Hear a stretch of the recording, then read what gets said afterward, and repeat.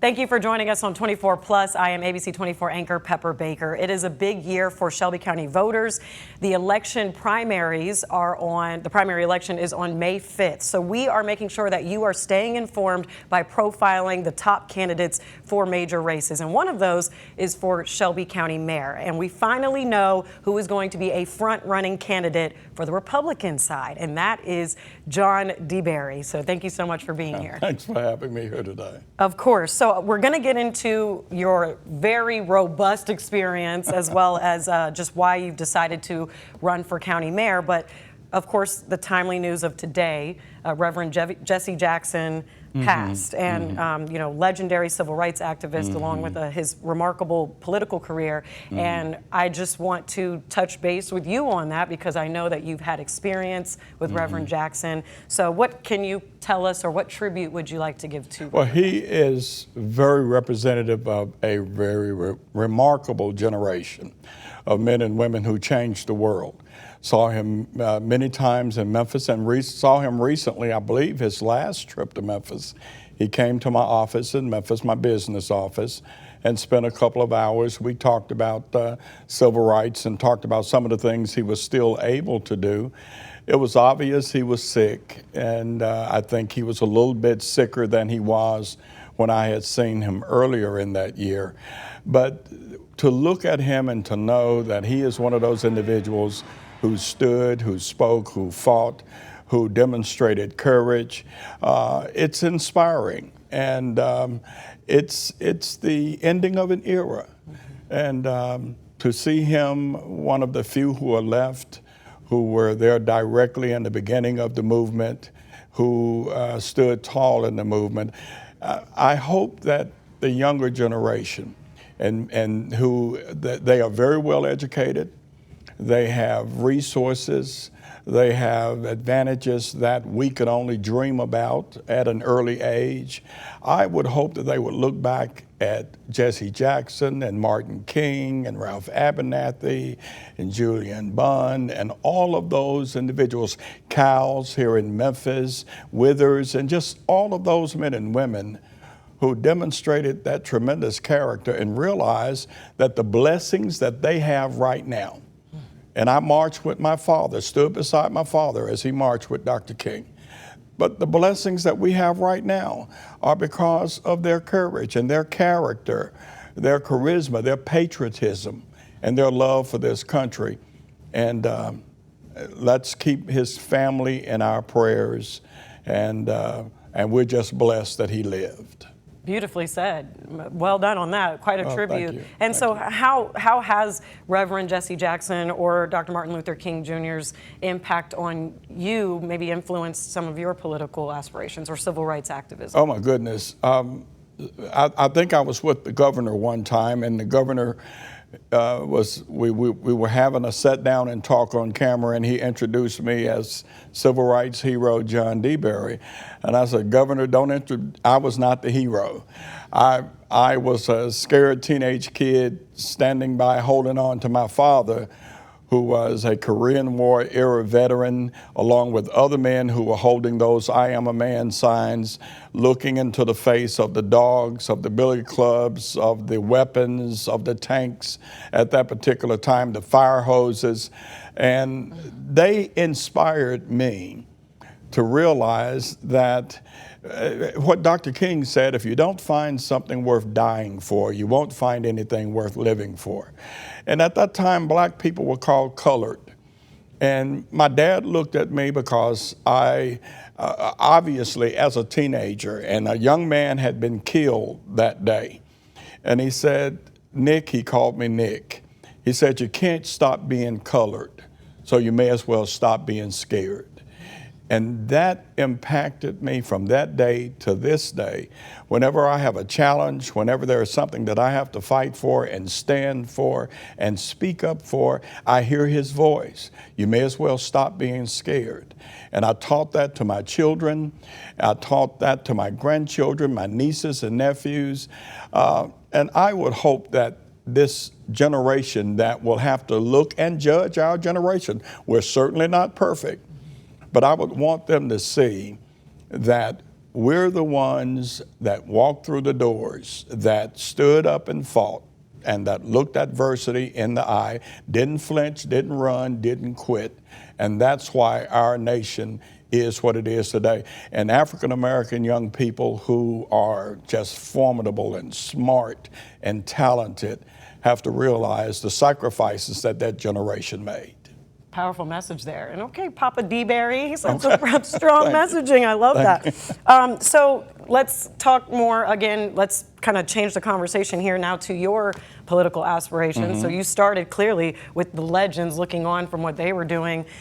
So you have a long time career as a Democrat, 26 years, 10 terms, serving District 90 for our local viewers. So how did, clearly you were inspired at a very young age. So why did you decide that the Democratic Party was the way to go for so long? Well, see, that's the myth and the misnomer. I never decided any of that. I never decided any of that. When I ran for office in 1993, my district, District 90, knew exactly where I stood on life.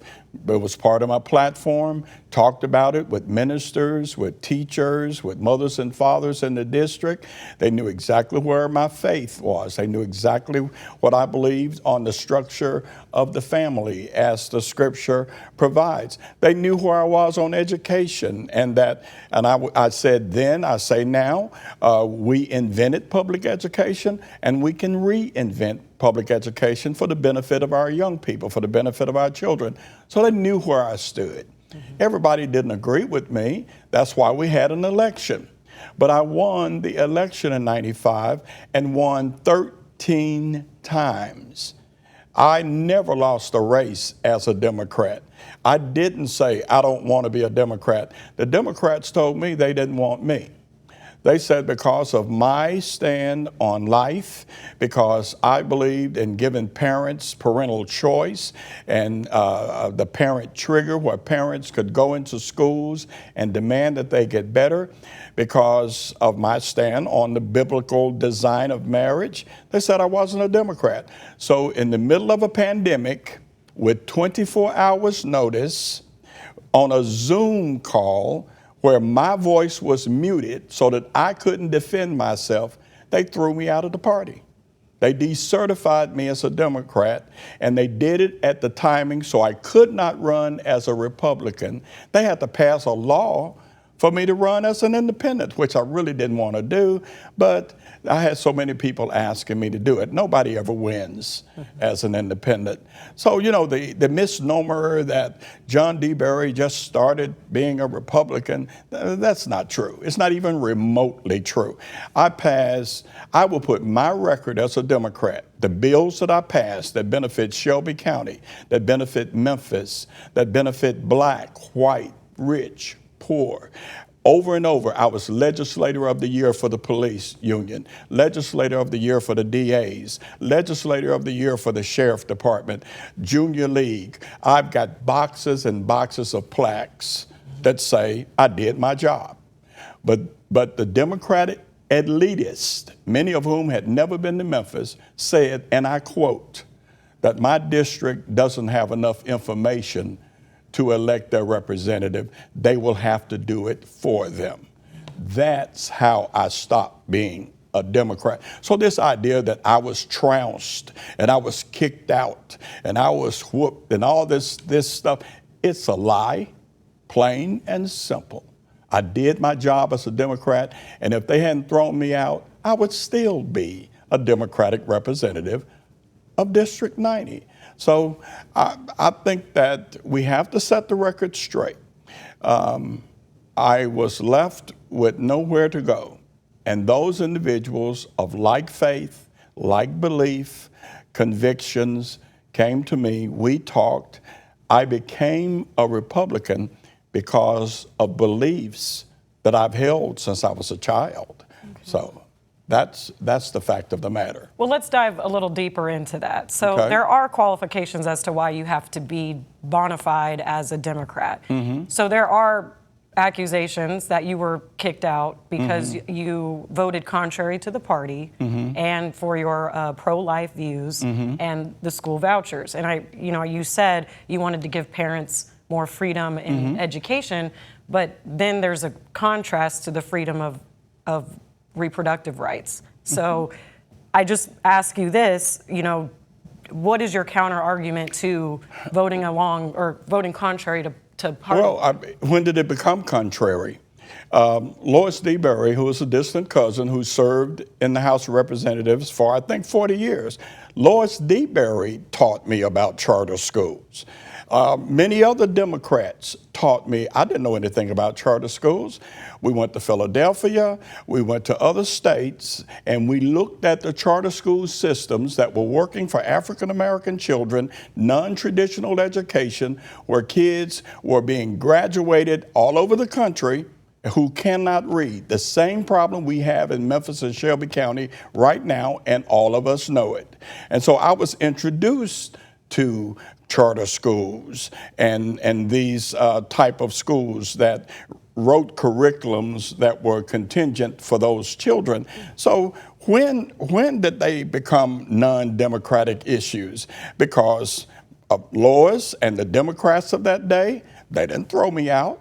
They voted for charter schools. They worked for charter schools. They didn't throw me out. They voted for life and for choice. If you're pro-choice, why can't you respect the woman's choice who chooses to keep the child? Why if I've got the right to choose, why is my choice something that gets me punished or demonized? I faced 3 well-financed opponents in a row, right here in Shelby County, District 90. 3, they brought money from all over the country. They had women lined up Union Avenue with tape on their mouths saying, "John DeBerry takes away women's voices." They put billboards up with profanity on it. They put billboards up with my picture and President Trump's picture. They did everything they could, but guess what? Each time I won over 60 or 70%. So if they couldn't beat me, they only had one choice: throw me out. And so I was not thrown out because of my beliefs that developed new. I was thrown out because of the beliefs that my mama and dad had taught me all my life, when African Americans, black people, were the most contiguous families in the country up until the 60s. When you looked at homes that had a mother and a father and the children under one roof, African American families led everybody. So when did all of a sudden the child that's under its mother's heart become something less than human? When did we close the Bible, lay it to the side, and say that marriage is created by the legislature and the Congress and not by God? I didn't change those things. What I said in 1995, I said in 2020. I didn't change. They changed. Okay, yes, strong stance on that. However, it is not the same, along the same lines as the majority of county voters at the time that you were Democrat. So you knowing this and your stance from a long time, you don't see that there are qualifications from the Democratic Party that after a while, if you're not following. When did we start allowing, in 1776, if we don't want to get into the demographics and the black and the white and all that stuff of the 1700s, but in 1776, when our Constitution was ratified, when we became a nation where we the people, one man, one vote, is supposed to determine our destiny as a nation. When did a tribunal of people have power over the vote of the people? If my name was put on the ballot in 2020, I would have won. If my name was put on the ballot two years later, I would have won. How is it that somebody up in East Tennessee who's never been to Memphis have the right to tell the men and women of District 90 who their representative should be? And what it doesn't matter what the contiguous vote of all the people. I wasn't running for all the people or to represent. I was running to represent District 90, and District 90 supported my stand. So it should have been left up to the voters. It should have been left up to the voters of District 90. Okay. So since we're talking about, debunking myths, did you in fact receive Republican donor financing as you were serving as a Democrat? Every individual in Nashville. Okay, here's the thing. Let's say I got a check from the teachers union. Am I going to say, take this back, make sure that none of these teachers are Republicans, only give me money from the Democratic teachers? Or am I going to take the check from the teachers union, a very diverse group of people, black, white, male, female, Republican, Democrat, and put that check in the bank? Whether it's the teachers, the firemen, the policemen, the doctors, the hospital corporation. When did we start that foolishness of saying, well, you got to look and make sure no Republicans give you any money? Let me help you a little bit more. And I didn't mean that the way it came. No, I understand. Please do. But in Nashville right now, you've got 25 Democrats in the House. There are 99 members altogether. In the Senate, you got 5 Democrats. There are 33 members altogether. If the mayor of Memphis or Shelby County, or if any of the various institutions needed something in Nashville, absolutely positively had to have it, you know who they brought it to? They brought it to me. You want to know why? Because I built bridges between the Democrats and the Republicans. I could get a bill passed no matter who was in charge, because I treated everybody the same. When the Democrats were in a majority, I was a chair of a standing committee for 14 years. I was one of the 17 most powerful people on Capitol Hill for 14 years. When a Republican was in my committee, you know how they were treated? Equal with everybody else, because they had the people that sent them, just like the people sent the Democrats. So when the Republicans took over, I had built bridges, not walls. Mm-hmm. And if I had a bill, they listened to it because I treated them right when we were in the majority.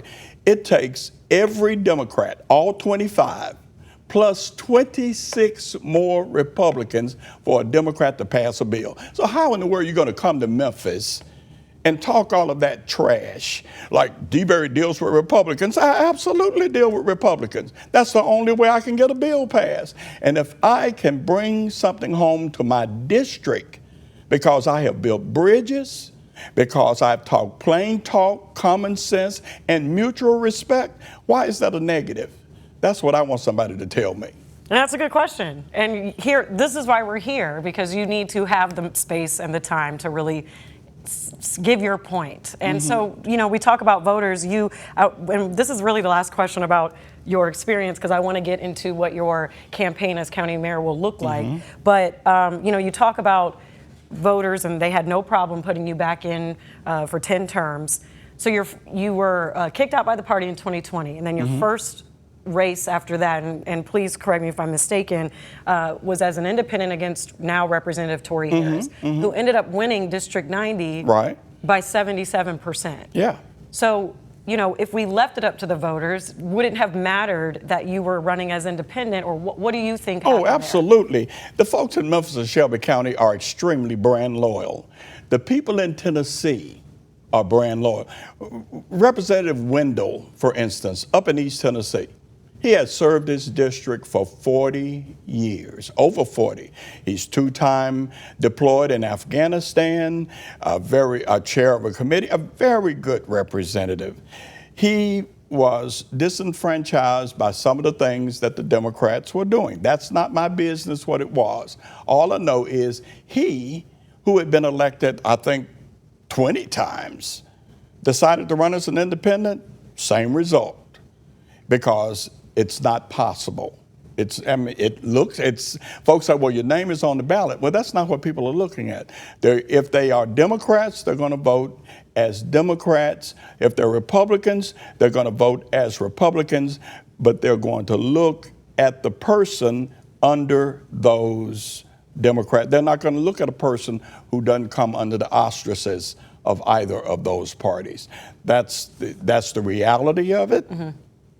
And it's not just me, but it's all over the state. And they knew that. Okay. They knew that. They knew that running as an independent. And to Representative Harris, credit, Tory, when he won, he came to my office. We had a very good conversation. I gave him my bill book. I gave him contacts. And he's worked very hard for District 90. So it turned out good. But it's not necessarily the truth. Okay. Wow. And so to your point, let's move towards this talk about Shelby County Mayor. To your point, you need Republicans to be able to pass a bill as Democrats. But if you're going to win Shelby County Mayor, you're going to need Democrats to vote Republican. Do you really think you have a chance here as one, you'd be the first African-American Republican Shelby County Mayor if elected. But do you have a chance here to really get Democrats to vote Republican for you? Oh, I plan on winning this election. And it has nothing to do with my charisma or likability or anything like that. I think that it has to do with skill, aptitude, fitness, and the fact that there are a lot of folks on both sides at this particular time who want to change. It's not to say that you don't have some very articulate and intelligent young people in the race, but I have been part of every major piece of public policy in the state of Tennessee for 32 years. I have worked with 5 governors. I know the members of the House of Representatives by first name basis.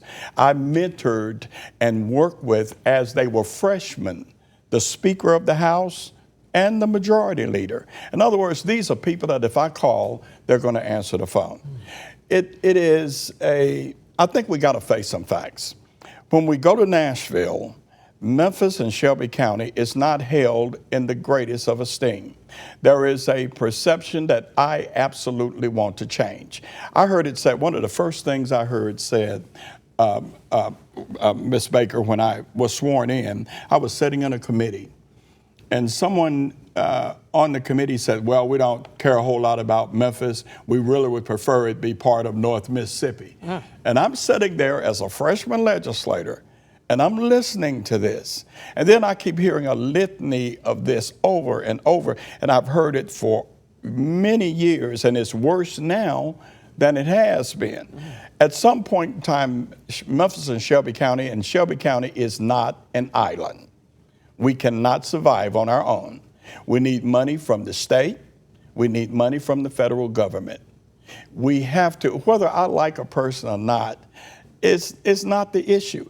It's whether or not I can sit down at the table as a statesman, as an intelligent leader, and say, this is what we need for our area. If you want to get something for yours, we need this for ours. This is what I did in the House of Representatives. And this is why I could bring home what was needed for my home. Right now, if I'm the mayor of Shelby County, I can call the governor, whoever the governor is, whoever wins that race, I can call them.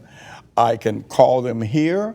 I can show them our needs. I can take them to the Med. I can show them 201 Poplar. We can walk through our schools and our streets and say, we need to be a priority in the state of Tennessee. And that I will absolutely see to it that that happens. Yes. Okay. We don't have a ton of time here, so you already touched on a lot of these issues that are the top priority for whoever will be the next Shelby County mayor. But a lot of them are polarizing. We're talking about so let's say education, state takeover looming with these 9 board or appointed people who would oversee the board and the budget. You have that. You have, as we said, you said new 201 Poplar, or whether or not the money needs to go to a new health or facility for Regional 1. Then you have XAI, which brings economic development, but then it's also creating polarization among people who are worried about the health aspects and the risks there with those gas turbines. However,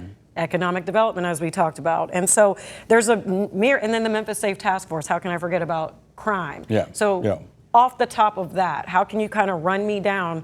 You are running as Republican, and that does kind of set you in possibly in a box where people already think that you're going to align certain ways for a state takeover, force a billionaire to come in and put a plant in an underrepresented area, for whatever a new 201 Poplar looks like, or how much money will be diverted to a new hospital. So how do you run through all of that with also keeping everybody affected here at home in mind? What I do is I will look folks in the eye and say, let's try something different.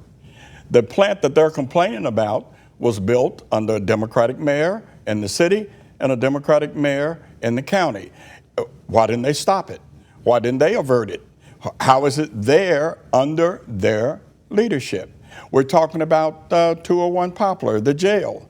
It's deteriorating and despicable conditions under Democratic mayor in the city, Democratic mayor in the county. We look at the med and the things that the med. We look all over this city and all the needs of Memphis and Shelby County. Who's in charge?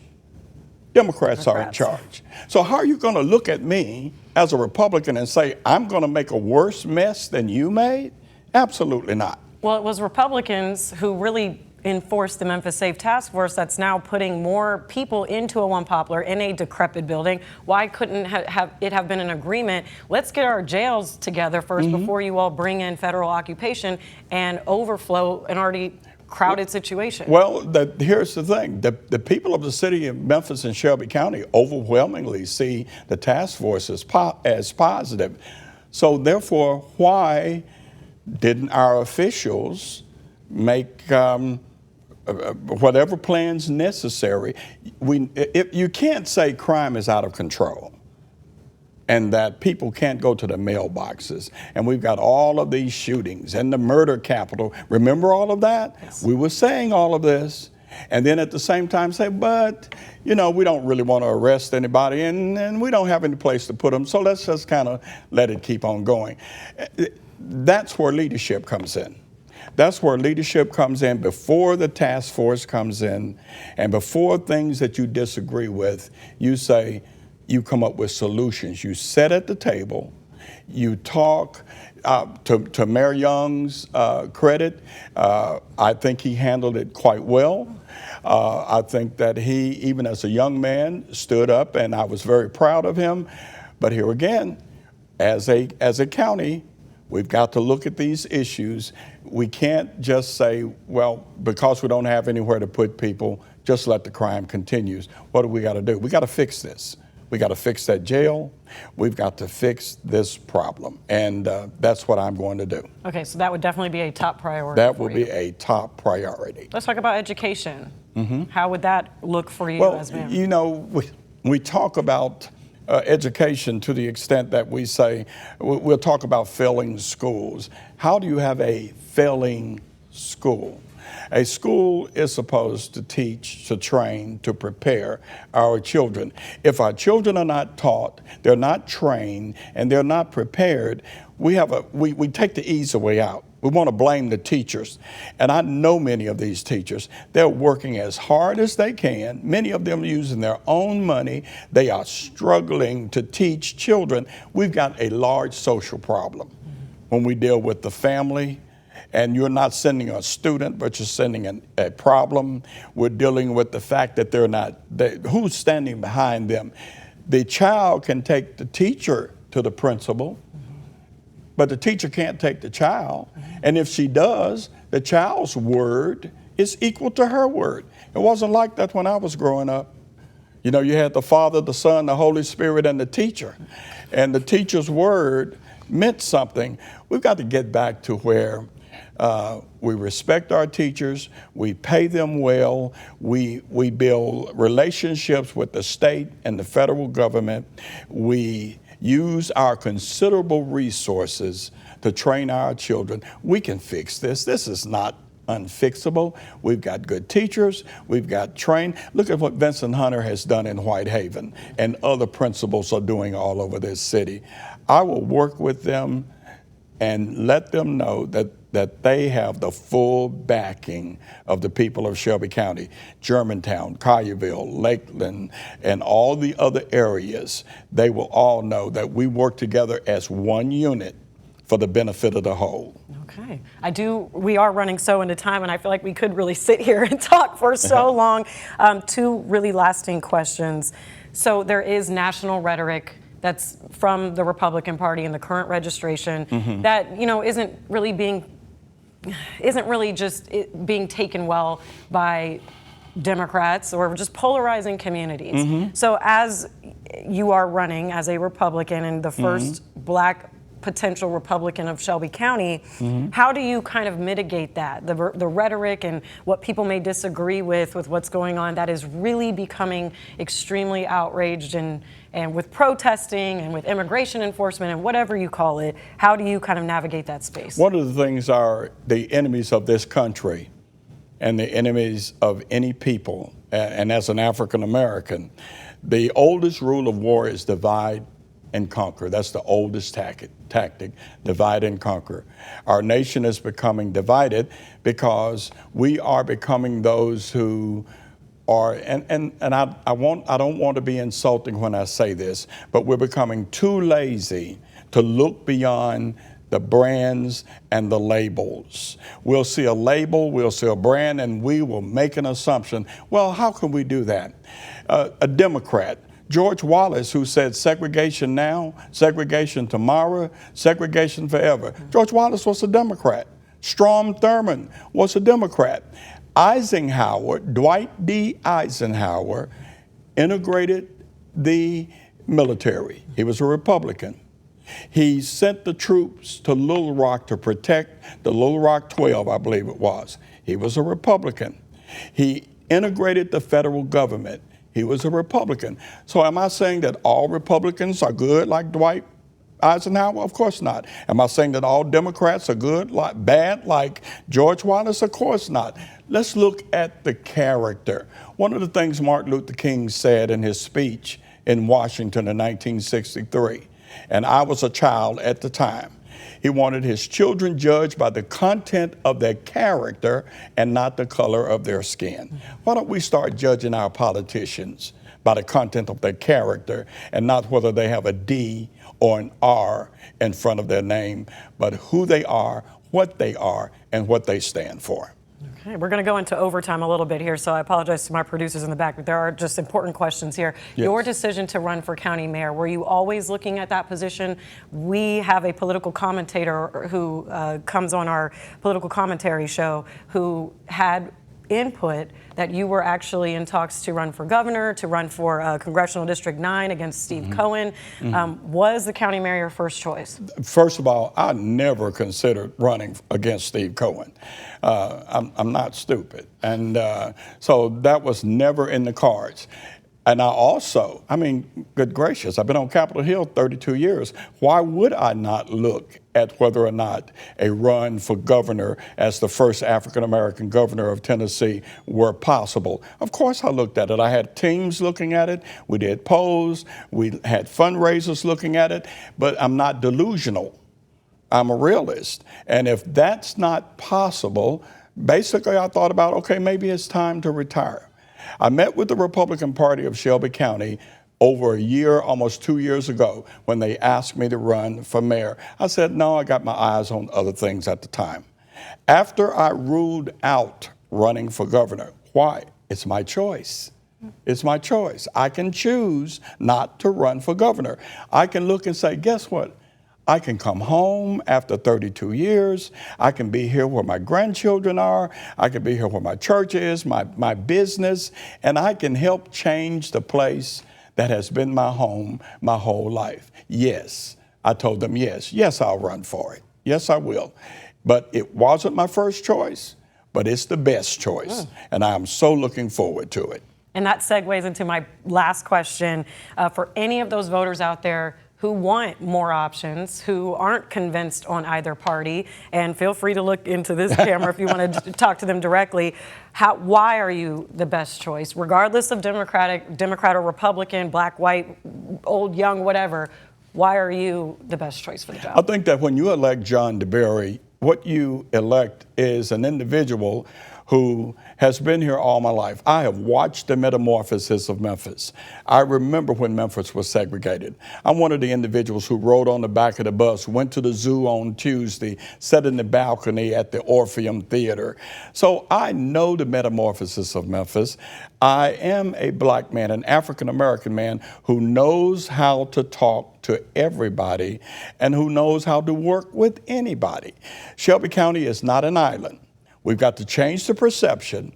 We've got to take care of our children and our grandchildren. We can't do it divided. This is an election. You get to choose who you want to be the mayor.